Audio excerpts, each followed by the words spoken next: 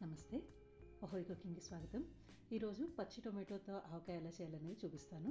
దీనికోసం 1/2 కిలో పచ్చి టొమాటోలు తీసుకున్నాను. వీటిని శుభ్రంగా కడిగి తడి తుడిచేసుకుని కాసేపు ఆరబెట్టుకున్నాను. ఏమాత్రం చెమ్మ లేకుండా చూసుకోండి. అలా ఉంటే కనుక ఇది ఫ్రిడ్జ్లో పెట్టుకుంటే 15 రోజులు నిలువ ఉంటుంది. బయట పెట్టుకుంటే 2-3 రోజులు నిలువ ఉంటుంది. తర్వాత వీటిని కాస్త చిన్న చిన్న ముక్కలుగా తరుక్కోండి. మరీ పెద్దవి కాకుండా చిన్నగా తరుక్కుంటే మనం వేసిన పొడులన్నీ బాగా పట్టి టేస్ట్ చాలా బాగుంటుంది. ఈ సైజు ముక్కలు మాత్రం చేసి పెట్టుకోండి. ఇలాగా 1/2 కిలో టొమాటో నేను ఈ సైజు చిన్న చిన్న ముక్కలుగా చేసి పెట్టుకున్నాను. తర్వాత మిగతా ప్రాసెస్ కోసం అదంతా ఒక పాత్రలోకి నేను ట్రాన్స్ఫర్ చేసుకుంటున్నాను ముక్కలన్నీ. ఈ టొమాటో ఆవకాయ కోసం పర్టికులర్గా ఇంతే పొడి వేయాలి అని మెజర్మెంట్స్ ఏం లేవండి, అందాజుగా వేస్తున్నాను.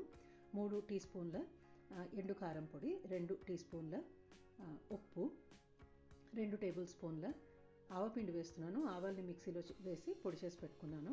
1 టేబుల్ స్పూన్ జీలకర్రని దోరగా వేయించి పొడి చేసి పెట్టుకున్న పొడి, 1/2 టీ స్పూన్ మెంతి పొడి వేసుకుంటున్నాను. మెంతుల్ని దోరగా వేయించి పొడి చేసి పెట్టుకున్నాను, ఆ పొడులు వేశాను.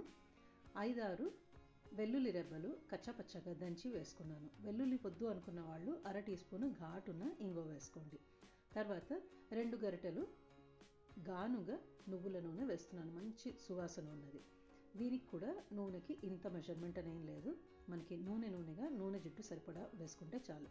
మొదట్లో మొత్తం ఒకసారి కలిపి చూసుకుంటున్నాను.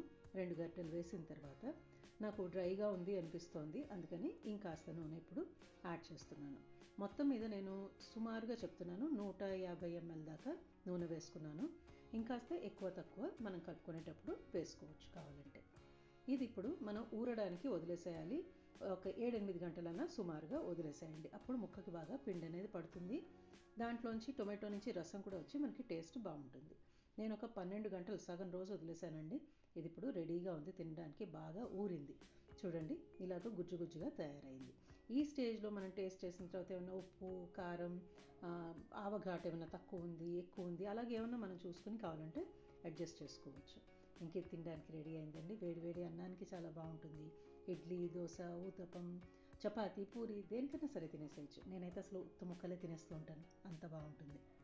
ఇది మీరు ఒకసారి ట్రై చేయండి, మీ అభిప్రాయాన్ని తెలియజేయండి.